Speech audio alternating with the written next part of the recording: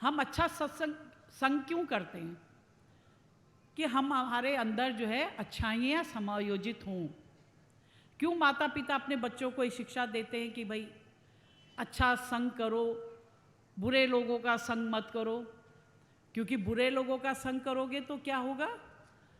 आपके हृदय में बुरी बातें ही आएंगी, और अच्छे लोगों का संग करोगे तो आपकी बातों में आपके हृदय में अच्छी अच्छी बातें ही आएंगी। भाई देखो, कोई भी माता पिता ये नहीं चाहता कि मेरा बच्चा जो है कोई चोर बने, कोई डाकू बने, कोई किसी का गला काटने वाला बने, कोई आतंकवादी बने। कोई माता पिता ये नहीं चाहता।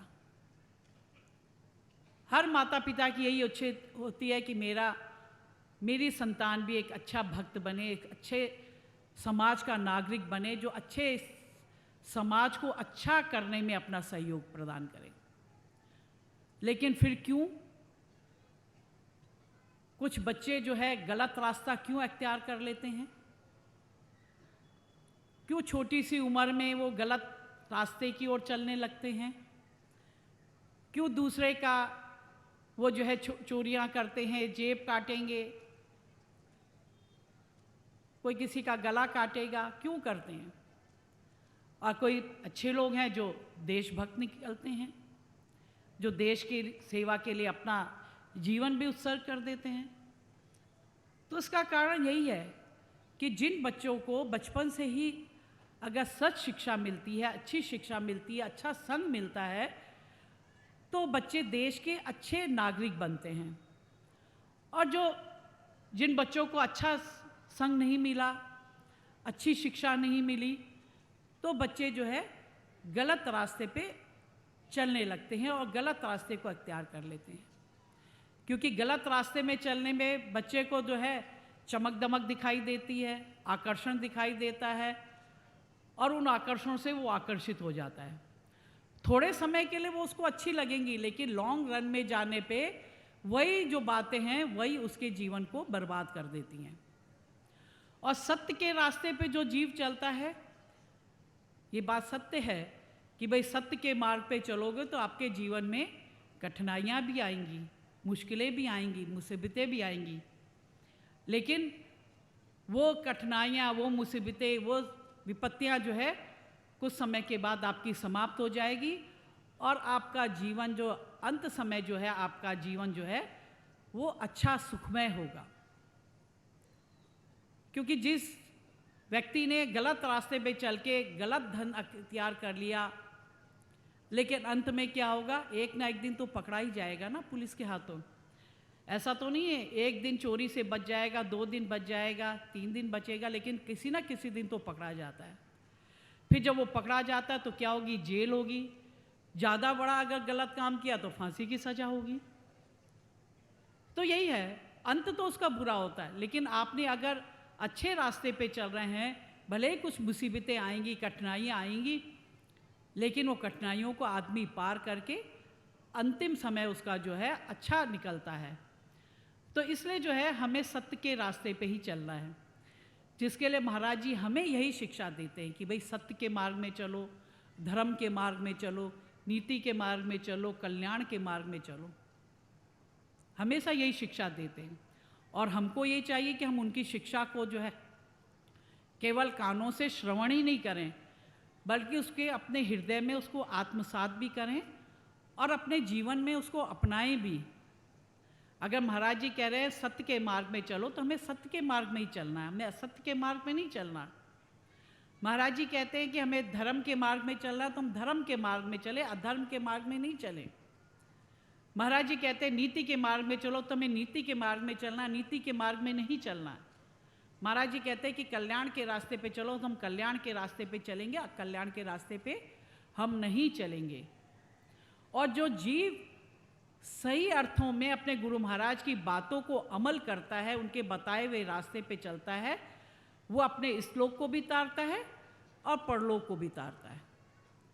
केवल हम कहने के लिए बहुत बड़ी बड़ी बातें कर दे, बड़ी ऊंची ऊंची बातें कर दे, कहने के लिए तो बहुत आदमी कह सकता है, लेकिन उसको अपने जीवन में नहीं उतार रहा है, तो उसको कहने से उसका जीवन जो है परिवर्तित नहीं होगा।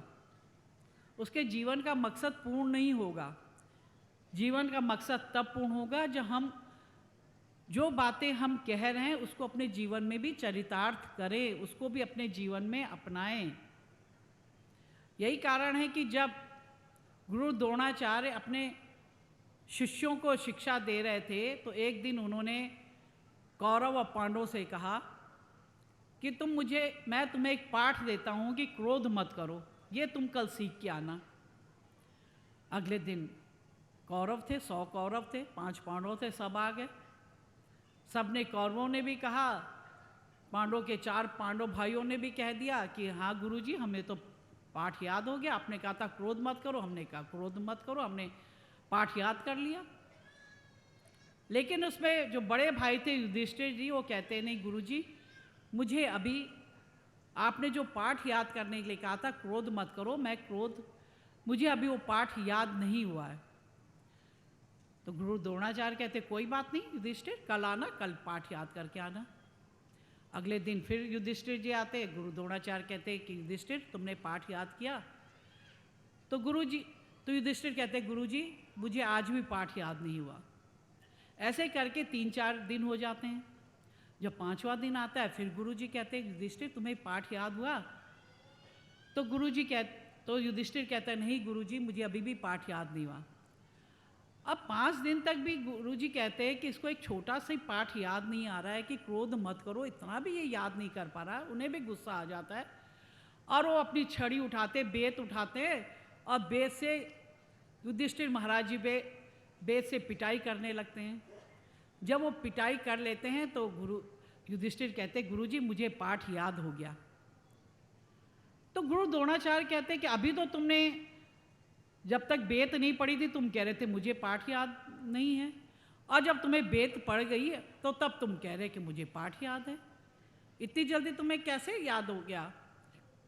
तब युधिष्ठिर कहते हैं गुरुजी, जब आपने 5 दिन पहले कहा था कि पाठ याद करो कि क्रोध मत करना, उस समय मेरे स्वभाव में क्रोध था, मुझे छोटी छोटी बातों पे क्रोध आ जाता था, इसलिए मैंने आपको कहा कि मुझे पाठ याद नहीं हुआ।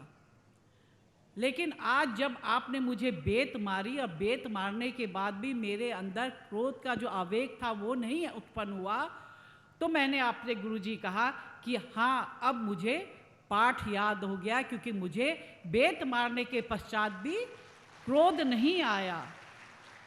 तो इसलिए मैं आपसे कह रहा हूँ कि मुझे आज पाठ याद हो गया।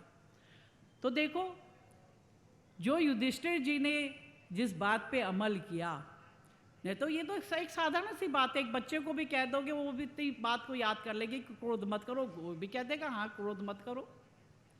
कोई भी हम आपसे कहेंगे, आप कहो कि पाठ याद कर लो, तो आप सब कहेंगे हमें याद हो गया, क्रोध मत करो, इतना ही तो कहना है। 3 शब्द ही तो बोलना है, क्रोध मत करो, सब कह देंगे, सब अपने हाथ उठा देंगे, हमने याद कर लिया। लेकिन युधिष्ठिर जैसे कोई बिरला होते हैं जो उन बातों को अपने जीवन में आत्मसात करते हैं और उस रास्ते पे चलते हैं। ऐसे शिष्य तो बहुत हो जाते हैं, लेकिन बिरला ही शिष्य होते हैं जो जीवन पर्यंत गुरु महाराज जी की आज्ञा में रहते हैं, जो गुरु महाराज जी की आज्ञा को शिरोधार करके जीवन के अंतिम समय तक उनकी आज्ञा को अपने जीवन में आत्मसात करते हैं, उनके जीवन को अपनाते हैं। इसलिए जीवन पर्यंत हमें जो है अपने गुरु महाराज जी की बात को याद रखना चाहिए। इसीलिए क्यों कहा गया कि भाई देखो, सूर्य की जो महिमा है वो क्यों कही गई है? क्योंकि उसके अंदर इतना प्रकाश है और वो अपना प्रकाश सभी जीवों पे बराबर बांटता है, तभी तो उसकी इतनी महत्ता है। और वो प्रकाश सब पे बराबर बांटता है, चाहे वो गरीब हो, अमीर हो, ब्राह्मण हो, क्षत्रिय हो, शूद्र हो, वैश्य हो, हर जाति का हो, उच्च जाति का हो, निम्न जाति का, सब पे उसका प्रकाश बराबर रूप से फैलता है। अगर सूरज निकलता है तो सब पे तो फैलता है। कोई ये तो नहीं कहता कि देखो अगर हम ब्राह्मण हैं या उच्च जाति के हैं तो हम पे सूर्य की प्रकाश आ रहा है, और कोई कहेगा कि हम जो है शूद्र जाति के हैं, हम पे प्रकाश नहीं आ रहा, या कोई कहेगा कि हम धनवान हैं, हम बहुत पैसे वाले हैं, तो हम पे जो है, जो सूरज जो है केवल टाटा बिरला पे नहीं चमकता, सीधे धनवान वालों पे नहीं चमकता। सूरज जो है एक गरीब, एक झोपड़ी में बैठने वाले, एक रंग के घर में भी जब सूरज निकलेगा तो तब चमकेगा। नहीं जिस दिन सूरज आएगा, बादल से ढक गया, नहीं निकला तो किसी के ऊपर नहीं आएगा। तो उसकी महिमा तभी है कि उसके अंदर इतना प्रकाश है। चंद्रमा की महिमा क्यों है? क्योंकि उसके अंदर इतनी शीतलता है, वो शीतलता प्रदान करता है। जब बहुत गर्मी होती है और जब शाम हो जाती है और जब चंद्रमा निकलता है तो उसकी जब शीतलता होती है तो सब लोगों को कितना जो है, सबकी आत्मा को कितना सुकून मिलता है कि अरे कितनी शीतलता हो गई, कितनी गर्मी लग रही थी, अब कितनी शीतलता मिल रही। तो उसकी महिमा किससे? कि चंद्रमा के अंदर जो शीतलता है, ये जो फूल खिल रहे हैं, जब तक ये खिले हुए हैं, पेड़ों में लगे हैं, खिले हुए हैं, तो इनकी जो है महत्ता तभी है, इनकी सुंदरता तभी है।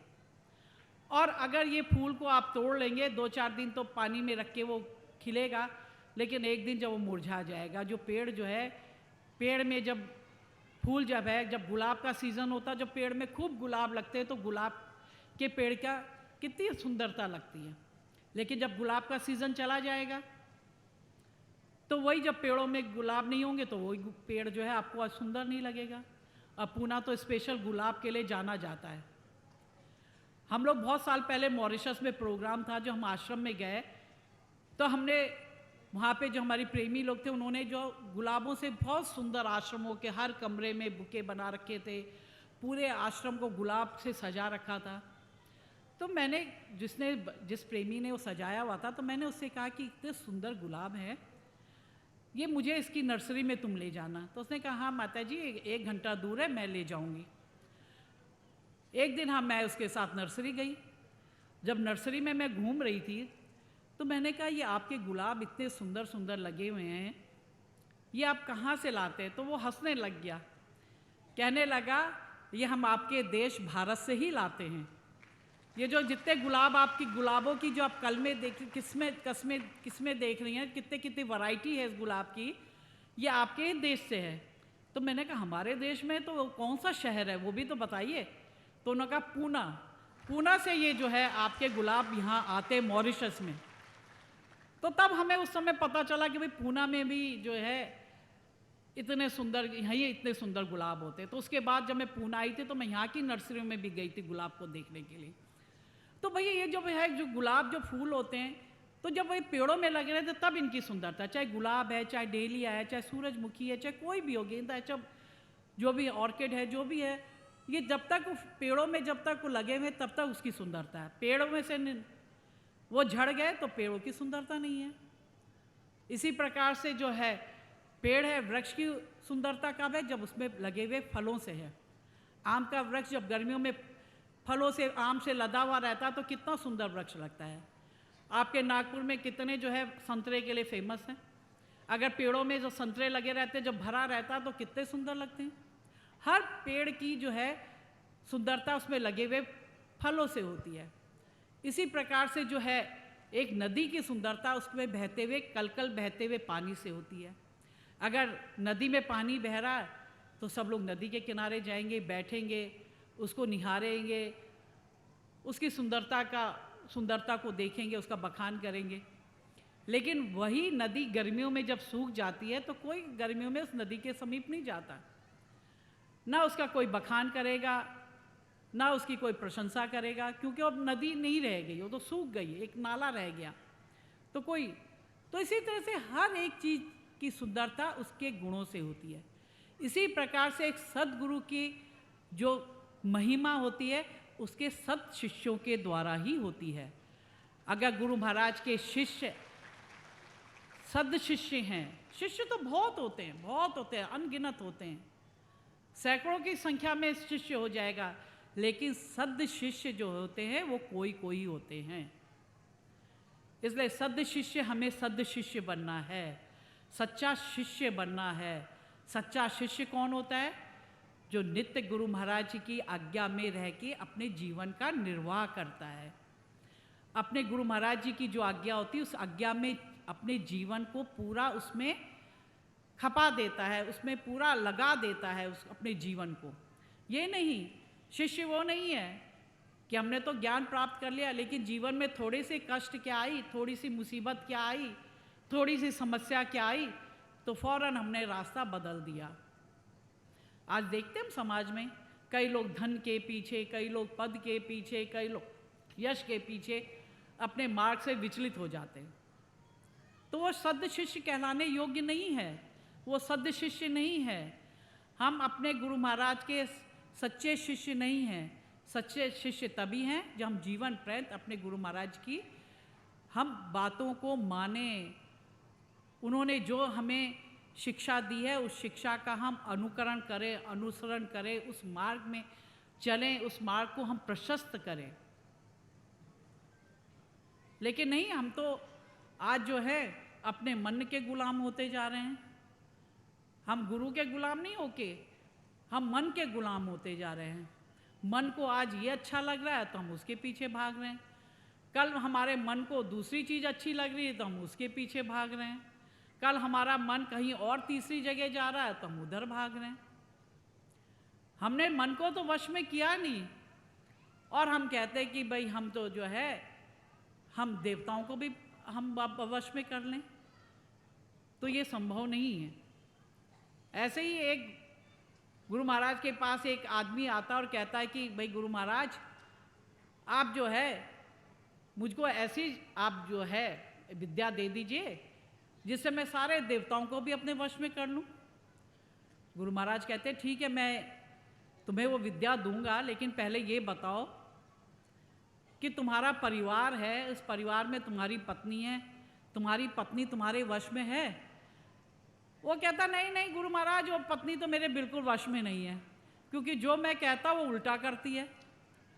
मैं कहूँगा ये करना तो उसका उल्टा करेगी, मैं कहूँगा ये कर दे तो वो दूसरा काम करेगी, मैं कहूँगा खाने में ये बना दे तो उल्टा वो दूसरी चीज़ बनाएगी, जो उसके पसंद आएगा वो बनाएगी। मैं कहूँगा मायके नहीं जाना तो वो कहेगी नहीं मैं मायके जाऊँगी। तो हर चीज़ जो है मेरे विपरीत करती, तो मेरे तो वश में बिल्कुल नहीं है। कहते अच्छा तो ठीक है, तुम्हारे पुत्र तो होंगे तुम्हारे वश में? कहते नहीं नहीं महाराज, वो भी मेरे वश में कहाँ हैं। अगर मैं उन्हें कुछ काम करने देता हूँ तो कहते कि अरे हमें तो आज मित्र के पास जाना है, आज हमें वहाँ जाना है, घूमने जाना है, ये जाना है। कहते तुम्हारी बेटियाँ तो होगी तुम्हारे वश में? कहते नहीं नहीं महाराज, वो भी मेरे वश में नहीं है, वो भी जो है मैं कहता हूँ वो उल्टे रास्ते में चलती हैं। तो कहता अच्छा ठीक है, तुम्हारी पत्नी भी वश में नहीं, बेटे भी वश में नहीं, बेटियाँ भी वश में नहीं, तो तुम्हारे जो इतना बड़ा तुमने व्यापार स्थापित कर रखा, तो कितने तुम्हारे नौकर चाकर होंगे, तो वो भी तुम्हारे वश में होंगे? कह रहे नहीं महाराज, वो भी मेरे वश में कहाँ हैं, वो भी अपने मन की करते रहते हैं, वो मेरी बातों को नहीं सुनते हैं, मैं तो वो भी मेरे वश में नहीं है। तब गुरु महाराज कहते हैं कि तेरे वश में तो फिर कहते कि अच्छा सब तेरे वश में कोई भी नहीं है, तो मन तो तेरे वश में होगा? कहते नहीं महाराज, मन तो मेरा और चंचल है, मेरा मन कभी इधर भागता है, कभी उधर भागता है, कभी इधर भागता है, वो चारों दिशाओं में भागता रहता है, वो मन तो मेरा और चंचल है।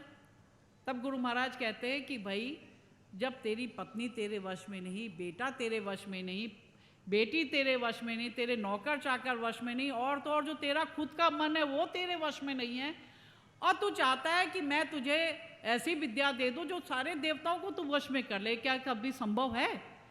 पहले तू अपने मन को वश में कर, और जब तू अपने मन को वश में कर लेगा तो तेरे सारे जो है तेरी सारी चीज़ें तेरे वश में हो जाएगी। इसीलिए तो कहा कि सबसे पहले तो अपने जो इंद्रियां उनको वश में करो, 10 इंद्रियों को, 11 मन को अपने वश में कर लोगे तो तुमने सारी दुनिया को अपने वश में कर लिया।